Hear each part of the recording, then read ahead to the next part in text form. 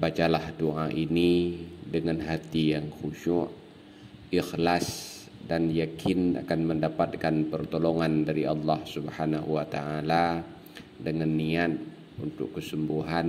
Allahumma innaka qulta fi kitabikal munzali ala nabiyyikal mursal wa ma asabakum min musibatin fabima kasabat aydikum wa ya'fu an katsir.